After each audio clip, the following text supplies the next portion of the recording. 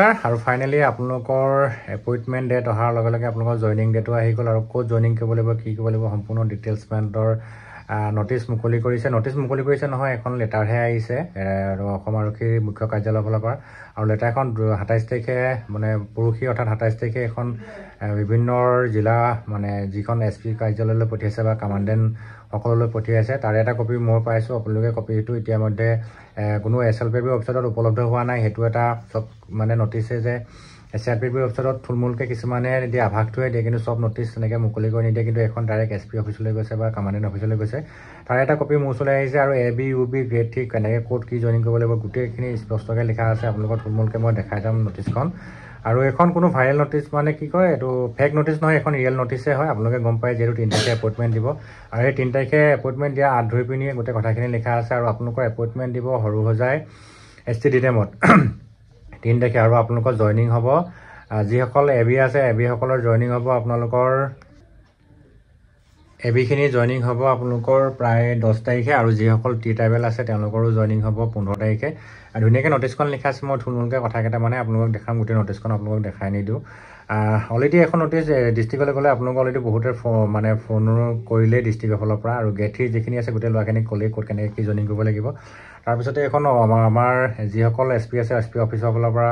আপোনালোকৰ এইটো ডাইৰেকশ্যন দিব কি লাগিব আৰু কিছুমান বস্তু আপোনালোকৰ তাত ডকুমেণ্টছ বিচাৰিছে সেই ডকুমেণ্টছখিনি আপোনালোকে লৈ যাব লাগিব তাত এনেক্সাৰ 1 এনেক্সাৰ B ভাগ কৰি দিছে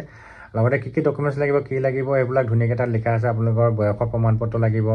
কাষ্ট চাৰ্টিফিকেট লাগিব লগতে আপোনালোকৰ যদি গ্ৰেজুৱেশ্যন আছে গ্ৰেজুৱেশ্যন লাগিব আৰু যিসকল গ্ৰেড 3 আছে তেওঁলোকৰ NCC চাৰ্টিফিকেট লাগিব আৰু এক্সট্ৰা ডিপ্ল'মা কি আছে গোটেইখিনি আপোনালোকে ধুনীয়াকৈ এটা ফৰ্মেট বনাই পিনি ধুনীয়াকৈ লৈ যাব আৰু অলৰেডি তাত ফৰ্মেট দিয়া আছে ফৰ্মেটটো ধুনীয়াকৈ আপোনালোকে লৈ যাব আৰু এইটো খুব সম্ভৱ বহুতে অলৰেডি গম পালেই আৰু যিবিলাক ল'ৰা চিলেক্টেড ল'ৰা আছে সেইবিলাক গম পালে তথাপিতো মই দেৰিকৈ হ'লেও আপোনালোকৰ কথাখিনি শ্বেয়াৰ কৰিছোঁ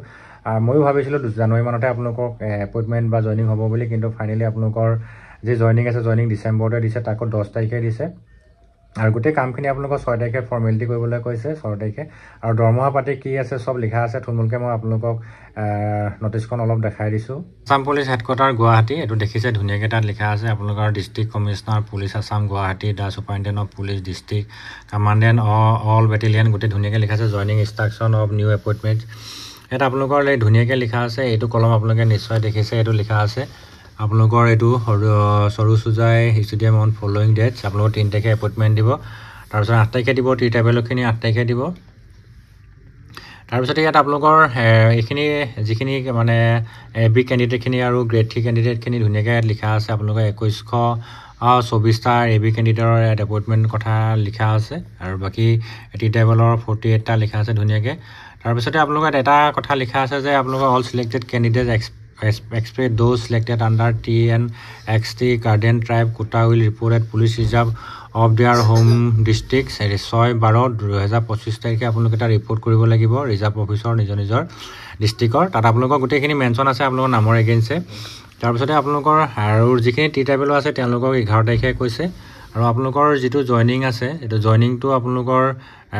10 তাৰিখে হ'ব AB শাখাৰ যিখিনি কেণ্ডিডেট আছে তেওঁলোকৰ জইনিং 10 তাৰিখে হ'ব বাকীখিনি T ট্ৰাইবেলৰ 15 তাৰিখে হ'ব গোটেইখিনি লিখা আছে আৰু এইবিলাক ডকুমেণ্টছবোৰ আপোনাৰ এটা এজ প্ৰুফ লিখা আছে তাৰপিছতে bachelor degree marksheet certificate HLC marksheet certificate তাৰপিছতে আকৌ আপোনাৰ কাষ্ট চাৰ্টিফিকেট বিচাৰিছে মেডিকেল ফিটনেছ চাৰ্টিফিকেট বিচাৰিছে আৰু এফিডেভিট এটা বিচাৰিছে নটাৰী এফিডেভিট এটা বিচাৰিছে তাৰপৰা আণ্ডাৰটেকিং এটা বিচাৰিছে তাৰপৰা আধাৰ কাৰ্ড পান কাৰ্ড আৰু NPS আণ্ডাৰটেকিং এটা লাগিব এমপ্লয়মেণ্ট এক্সচেঞ্জ কাৰ্ড চাৰ্টিফিকেট বিচাৰিছে NCC যিখিনি আছে গ্ৰেড 3 কাৰণে লিখা আছে আপোনালোকৰ ইয়াত constable AB of police 70th মানে 14000 স্কেলৰ পৰা আপোনালোকৰ 5600 গ্ৰেড পে হ'ব 2007 চনৰ ৰুলৰ মতে ধুনীয়াকৈ লিখা আছে আপোনালোকৰ গোটেইখিনি অলপ থুলমূলকৈ দেখাই দিছোঁ আৰু এইবিলাক ছিষ্টেমবোৰ আহিছে আৰু এইবিলাক হ'ল নামবোৰ আপোনালোকৰ এইবিলাক নামবোৰ আৰু এখন নটিচ UB শাখাৰ আপোনালোকে দেখিছে এটা list of candidate in respect of 1652 এইটোত লিখা আছে আৰু লগতে কনষ্টেবল UB গ্ৰেড 3 এপইণ্টমেণ্ট 33টা আছে UB শাখাৰ T ট্ৰাইবেলৰ আৰু ধুনীয়াকৈ লিখা আছে আৰু all selected candidate except those selected under TNXT guardian their quota will report police reserve আপোনাৰ হোম ডিষ্ট্ৰিক্ট নিজৰ নিজৰ ডিষ্ট্ৰিক্টৰ কথা 6 তাৰিখে আপোনালোকক এটা ৰিপৰ্ট কৰিবলৈ কৈছে আৰু টি টাইপলৈ যিখিনি আছে সেইখিনি 12 তাৰিখে ৰিপৰ্ট কৰিবলৈ কৈছে আপোনালোকৰ ভেৰিফিকেশ্যন ৰিপৰ্ট তাৰপিছত আপোনালোকৰ ইউবি শাখাৰ জইনিংটো ইয়াত লিখা আছে ধুনীয়াকৈ গ্ৰেড 3 NXRB এনিভাৰ্চাৰী আৰু ইউবি শাখাৰ you are directed issued appointment letters to the candidates allotted to your district after completing all their above formalities place of পোষ্টিংটো আপোনালোকৰ 10 তাৰিখে দিছে ইউবি শাখাৰ আৰু টি টেবলৰখিনিক 15 তাৰিখে দিছে আপোনালোকৰ নিজৰ নিজৰ ৰিজাৰ্ভত যাতে আপোনালোকৰ এপইণ্টমেণ্টৰ লেটাৰ লিখা থাকিব গোটেইখিনি আপোনালোকৰ যিখিনি ফৰ্মেলিটি আছে গোটেইখিনি আৰু এইবিলাক লিষ্টবোৰ হৈছে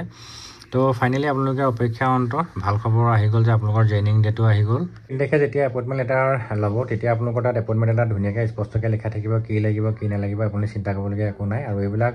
এখন কোনো ফেক নটিছ হয় একদম ফুল এণ্ড ফাইনেল নটিছ হয় আৰু যিহেতু 3 তাৰিখে জেগাটো ঘোষণা কৰিবই লাগিব আৰু তাৰ কাৰণে এতিয়া যাৱতীয় ব্যৱস্থা কৰা হৈছে কোনো চিন্তা নাই আৰু আপোনালোকে ৰৈ আছিলে আৰু মই ভাবিছিলোঁ যে যিহেতু মই পুনৰ কৈছোঁ যে জানুৱাৰী মাহতে আপোনালোকৰ দিব বুলি ভাবিছিলোঁ কিন্তু ফাইনেলি ডিচেম্বৰতে আপোনালোকৰ জইনিং দি দিছে খুব ভাল কথা আৰু বাকী যিখিনি যাৱতীয় কাগজপত্ৰ ডকুমেণ্টছ লাগিব সেইখিনি আপোনালোকে এতিয়া যোগাৰ কৰি ল'ব অহা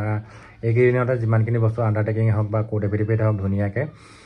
তো কিবা থাকিলে কমেণ্টত মই কমেণ্ট কৰিব ৰিপ্লাই দিবলৈ চেষ্টা কৰিম আৰু লগতে ভিডিঅ'টো আজি পূৰা শ্বেয়াৰ কৰি দিব